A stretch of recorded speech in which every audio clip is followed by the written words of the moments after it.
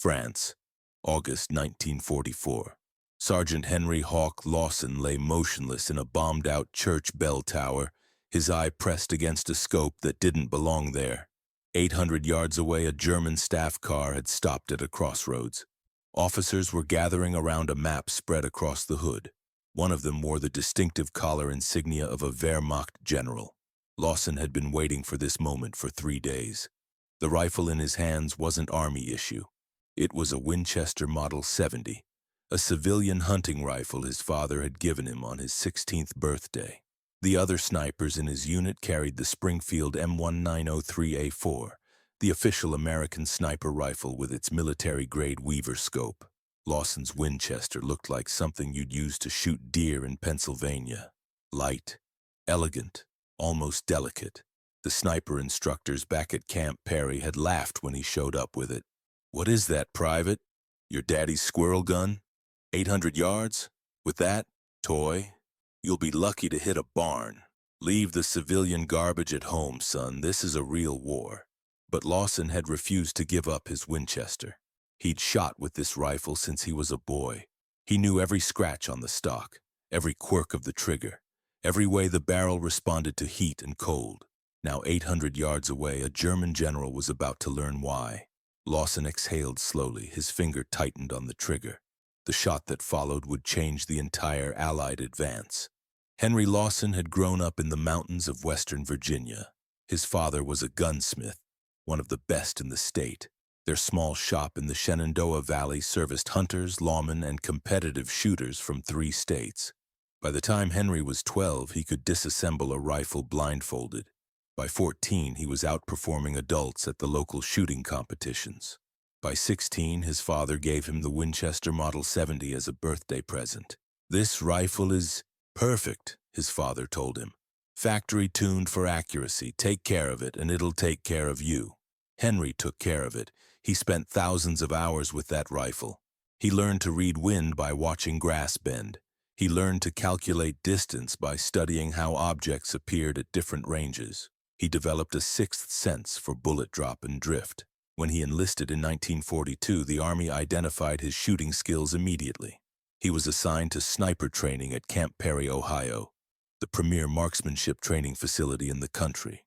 He arrived carrying his Winchester. The instructors stopped him at the gate. "What the hell is that?" "My rifle, sir." "That's not a rifle, Private. That's a hunting toy. You'll be issued a proper Springfield." Lawson tried to explain. The Winchester Model 70 was mechanically superior in many ways. Its trigger was cleaner. Its action was smoother. The barrel was match grade. Many competitive shooters preferred it to military. Weapons. The instructors didn't care. Civilian garbage, put it away. Lawson was issued a Springfield M1903A4, the standard Army sniper rifle. It was a fine weapon, accurate, reliable, proven in combat, but it wasn't his. He qualified with the Springfield, scored expert, but something was missing.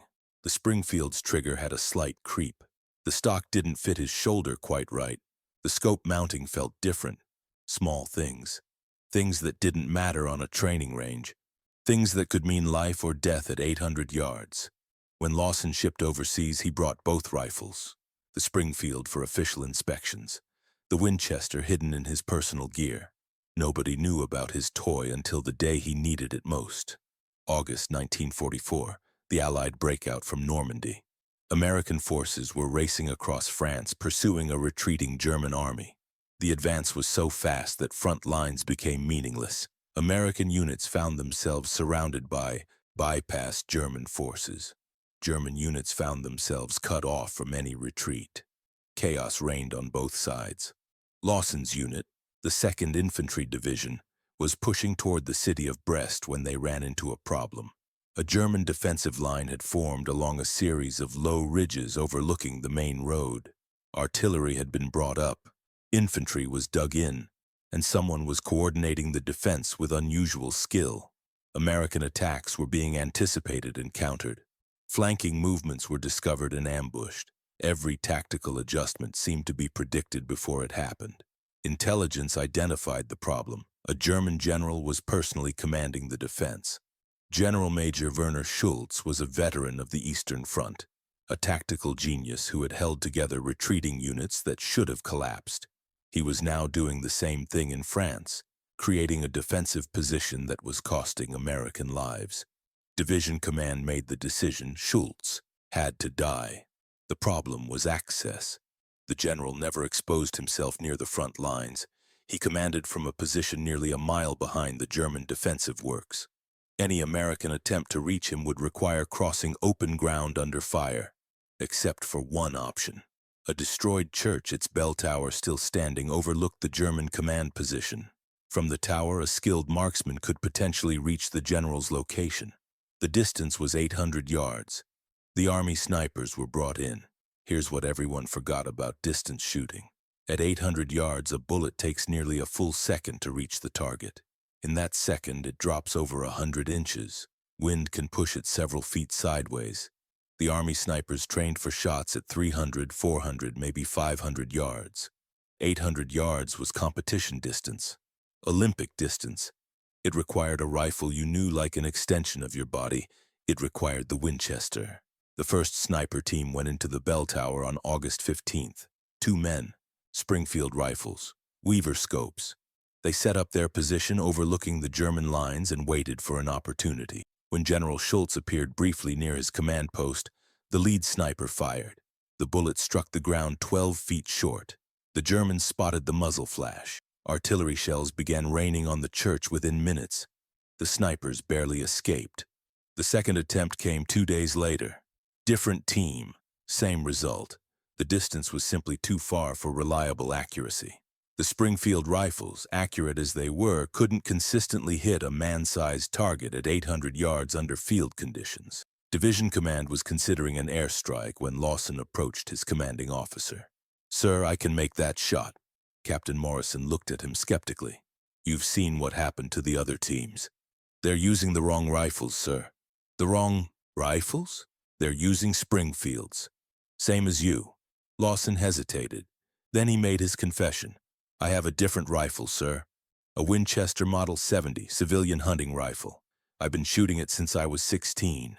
Morrison stared at him. "You're telling me you want to attempt an 800-yard shot on a German general with a deer rifle?" "Yes, sir. It's the most accurate rifle I've ever fired. I know every inch of it. I can make this shot." Morrison should have said no. Regulations were clear. Personal weapons were not authorized for combat operations. But Morrison had lost 40 men trying to break through the German defensive line. 40 men who might still be alive if General Schultz hadn't been coordinating the defense. "If you miss, you'll probably get killed."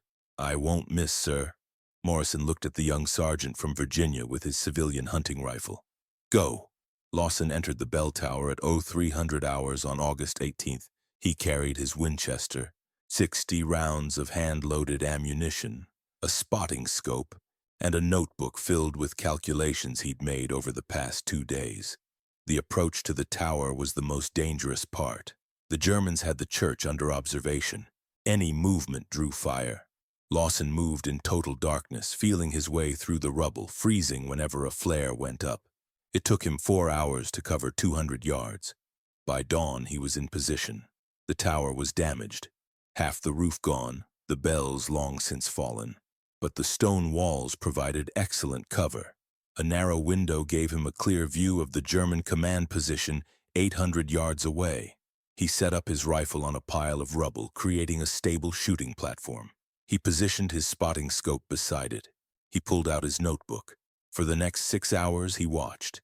He watched the wind patterns, how the grass moved on the hillsides between his position and the target. He identified 3 distinct wind zones: calm near the church, gusting from the left in the middle distance, and steady from the right near the German lines. He calculated the adjustments. 12 clicks up for elevation, 4 clicks left for the first wind zone, 6 clicks right for the final zone. He watched the German officers come and go from the command post. He learned their patterns. He identified General Schultz by his distinctive gray hair and the deference other officers showed him. The general appeared 3 times during the day, each time for only a few minutes. He was careful. He knew the tower was a threat, but careful wasn't careful enough. Lawson identified the general's pattern. He appeared at the command post roughly every 4 hours. He always approached from the same direction. He always stood at the same spot near the map table. The shot would come tomorrow morning. Tonight, Lawson would wait. August 19th, 1944. So 7:30 hours. Lawson had been motionless for 16 hours. His legs were cramped. His shoulders ached. His eyes burned from the constant focus. None of it mattered. General Schultz's staff car appeared on the road at 0715. Lawson tracked it through his spotting scope as it wound its way toward the command post. The car stopped. Doors opened. Officers emerged. Lawson shifted to his rifle scope. The Winchester's crosshairs found the command post. He identified the general immediately. Gray hair, confident stride, other officers making way for him. Schultz walked to the map table. He leaned over to examine something. Lawson began his breathing routine. Deep breath in, hold, exhale slowly. His heartbeat slowed. The crosshairs steadied. He adjusted for wind. 4 clicks left for the first zone. 6 clicks right for the final zone. The net adjustment was 2 clicks right. He adjusted for distance. 12 clicks up. The crosshairs settled on a spot 18 inches above the general's head. At 800 yards, the bullet would drop that far before reaching the target. Lawson's finger touched the trigger. The Winchester's trigger was perfect, clean, crisp, with no creep or staging. His father had tuned it himself. Lawson squeezed. The rifle cracked. The recoil pushed against his shoulder. The muzzle rose slightly. The bullet left the barrel at 2,800 feet per second. It crossed the first 300 yards in a fraction of a second, still rising on its trajectory.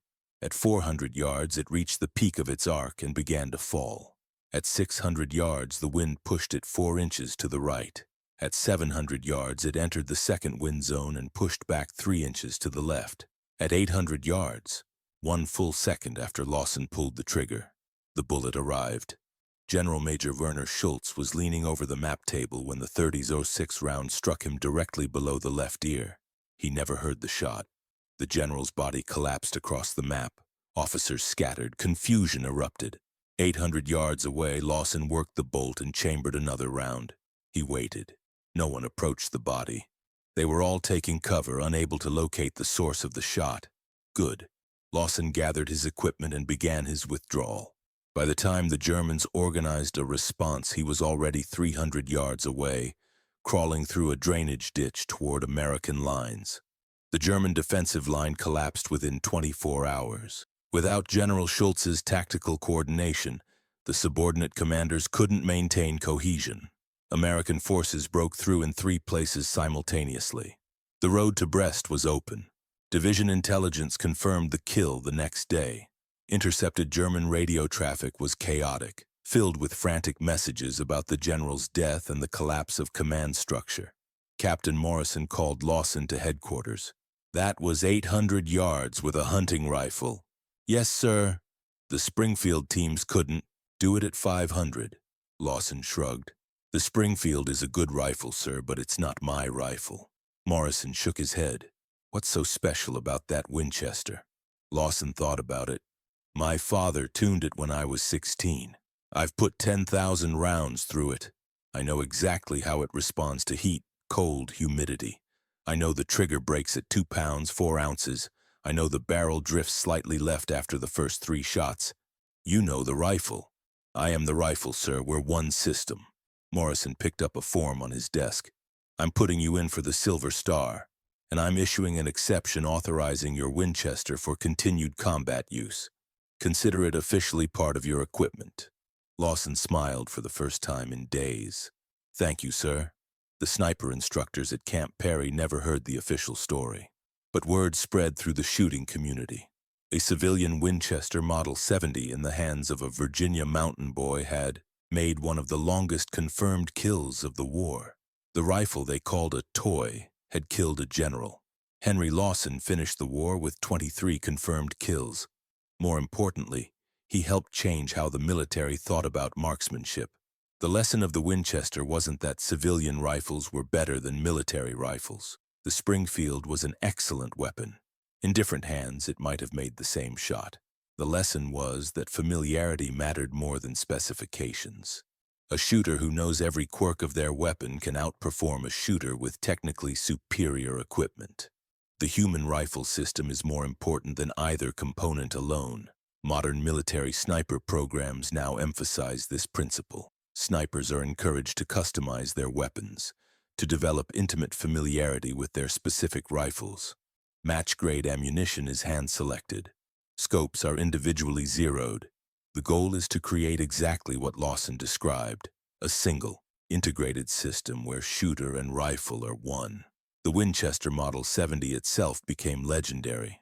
Hunters began calling it the rifleman's rifle. Gun magazines wrote articles about its superior accuracy. Competitive shooters chose it over military designs. The Army instructors who mocked Lawson's toy spent the rest of their careers teaching students about the importance of weapon familiarity. They never used the word toy again. Henry Lawson went home to Virginia after the war. He took over his father's gunsmith shop and ran it for 40 years. He became known throughout the valley as the man who could make any rifle shoot straight. He kept the Winchester above his workbench, oiled and ready until the day he died. When people asked about the war, he rarely talked about the famous shot. He talked about his father, about learning to shoot in the mountains, about the thousands of hours of practice that made the difference. The rifle didn't make the shot, he would say. The 10,000 rounds before the shot made the shot. The rifle just delivered what I already knew. The instructors called his Winchester a toy. The German general's staff would disagree, but they couldn't disagree. They were too busy running after their commander fell from a shot that came from nowhere. 800 yards, one bullet, one general. All because a Virginia boy refused to give up his father's rifle. Sometimes the weapon they mock is the weapon that wins, and sometimes the toy is the deadliest thing on the battlefield. If this story of precision, persistence, and proving the doubters wrong gripped you, hit that subscribe button right now. This channel uncovers the untold stories of World War II, the marksmen, the misfits, and the warriors who defied conventional wisdom to achieve the impossible. Tap the bell so you never miss an upload, and drop a comment below. I want to know, would you have trusted your own rifle against regulations or followed orders and used the Springfield? Share this video with someone who appreciates real military history. And check out the video on screen right now for another story of unconventional weapons that changed the war. I'll see you in the next one.